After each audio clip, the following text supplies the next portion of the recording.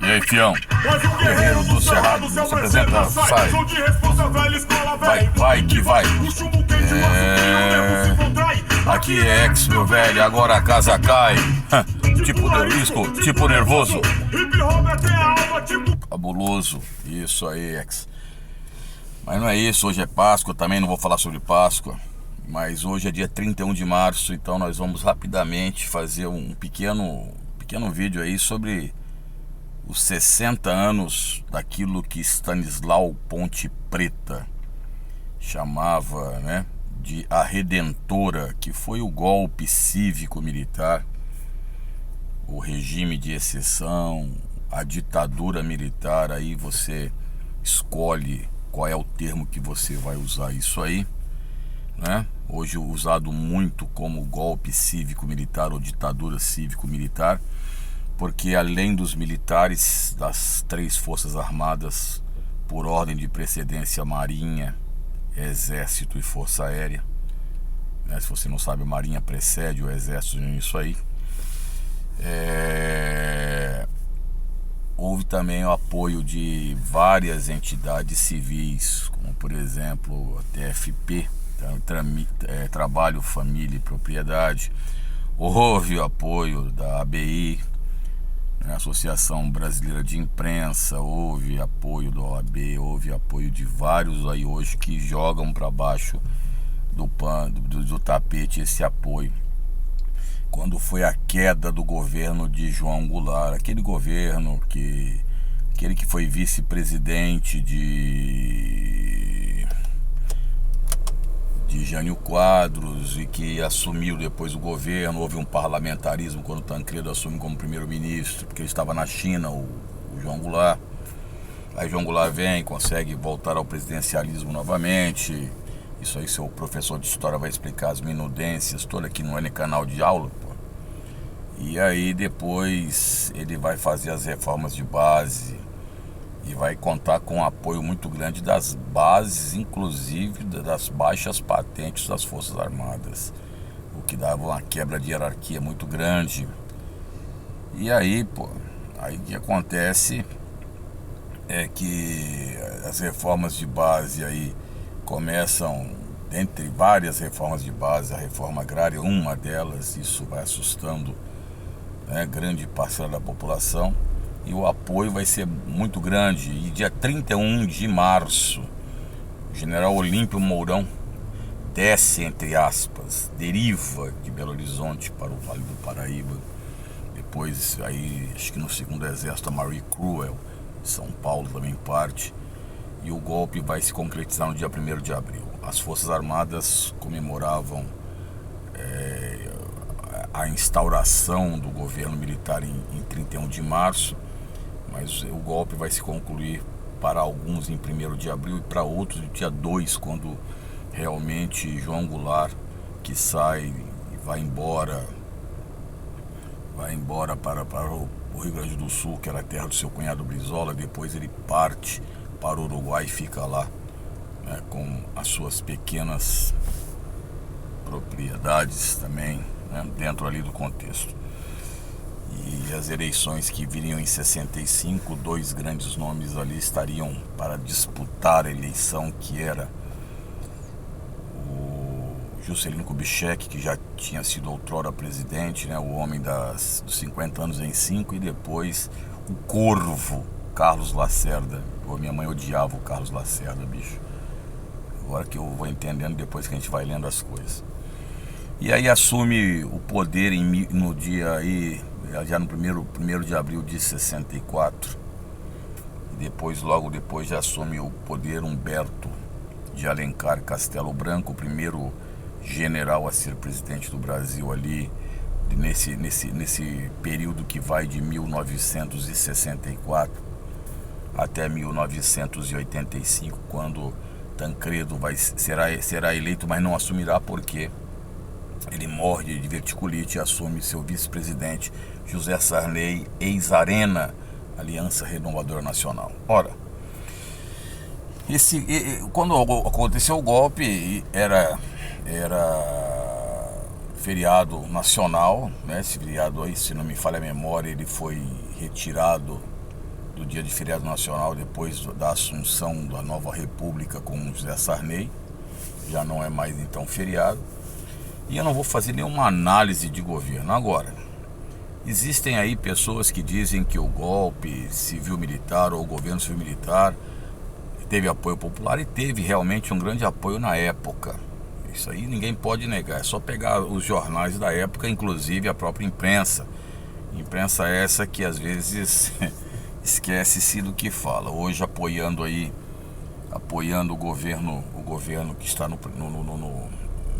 está em vigência, mas que foi também a grande responsável aí por fazer o presidente que agora está preso. Então, mas não vou entrar nesse mérito, velho. Vocês briguem entre vocês aí, bolsonaristas, petistas, ciristas. Como disse aí um ex-aluno meu, né, que é professor, e eu fico em cima do muro. Então, do muro eu enxergo mais alto do que todo mundo, né, velho? Mas voltando aqui à situação, esse regime aí teve algumas situações. Então o pessoal diz assim, houve crescimento econômico? Houve. O Brasil passou de 43ª economia para a 8ª. Entretanto, através de um endividamento externo muito grande. Tivemos um milagre econômico brasileiro, que de alguns vai de 68 a 73, de outros a 68 a 74, quando pega já o comecinho do governo Geisel. Entretanto, foi um endividamento externo que levou depois, na década de 80, a década perdida, e houve, logicamente, a dívida externa quintuplicou. E quando você andava em São Paulo, quando era office boy na década de 70, eu andava em São Paulo, e mesmo como estudante no Rio de Janeiro, nós tínhamos ali muitas vezes abaixo do FMI, fora o arroz salarial. Isso aí direto a rapaziada ficava pichando nos muros. Muita gente de hoje, né, que não, graças a Deus não teve ninguém que sumiu nos governos militares, ou que ficaram meio alienados, ou que se beneficiaram de certa forma, acham que isso é uma beleza, foi uma beleza. E não foi bem assim.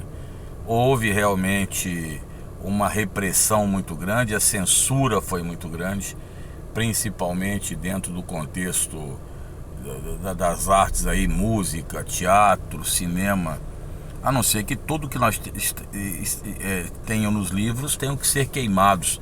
Aí você cria um novo Talibã. Churchill dizia que a democracia era uma coisa... Eu não sei como é que a frase dele. Ele dizia que a democracia não era lá essas coisas, mas ainda assim era o melhor dos sistemas. Por quê? Porque faz com que você faça escolhas democráticas. É claro que os instrumentos democráticos podem ser utilizados de diversas formas, como foi na Rússia, por exemplo, com a eleição do Putin, ou mesmo na Venezuela com a questão do Maduro. Mas quando você fala em instauração, como alguns companheiros dizem aí, de ditaduras, seja ditadura de direita, seja ditadura de esquerda, seja ditadura do que você quiser, isso é um problema muito sério, porque você aí fica sem a questão de oportunidade de escolha, de votar as situações. Então aí dizer que apenas pessoas que deviam, que não eram trabalhadores, que foram torturados pelo sistema, meu filho, pelo amor de Deus, isso é desconhecer muito. Inclusive, num vídeo aqui eu conto quando eu tinha 14 anos de idade, sentado na frente do meu prédio, como é que eu fui abordado pela Polícia Civil, que eu agradeço até hoje, porque graças a esses policiais que me abordaram, depois daquele dia eu falei que eu não baixaria a cabeça para ninguém, como eu nunca fiz, realmente, mesmo trabalhando aí em todos os lugares. Então eu agradeço muito os policiais que quase me bateram lá na frente do prédio, naquele dia com 14 anos, sentado, conversando com colegas. Então era assim que funcionava, cara. Todo mundo na minha época, quando vinha um veraneio, ouvia um Opala 4 portas, velho, você saía de onde você estivesse. Não vem que esse papo dizer, não, quem não deve não teme. Tenha paciência, pô. Vai, você está vivendo hoje num tempo, inclusive, eu estou escutando o rap aí, o hip hop. O hip hop não pode falar, o hip hop hoje, ele tem toda essa abertura porque foi feita uma abertura lá para trás. Lá atrás, os caras ali puseram a cara pra bater, que era muito mais difícil fazer arte. Hoje tá mais fácil. Você critica o sistema e o sistema, ele só fala assim, tá bom, é isso aí, pode criticar o sistema. Aliás, né, a própria contracultura virou a cultura, o mainstream. Isso é interessante também, como é que é utilizado, como se quer. Mas é o seguinte, filho, fica aí essa reflexão desse golpe de 31 de março, a Redentora. Ninguém chegou aqui nessa parte do vídeo. Converse com o seu professor de geografia, de história, sociologia, filosofia, ou com professores que vivenciaram na época, que já estão na minha idade daí para lá. Eu era criança quando o golpe aconteceu, mas na década de 70 eu já estava da infância para a adolescência. Então nós temos algumas situações que podemos até contar. E logicamente agora teve pessoas que são mais velhas que eu, 10 anos, e vivenciaram na pele aí algumas situações da repressão, que você não podia falar muita coisa. Não é bem dizer, falava o que quer. Vai ler um livro de história bom.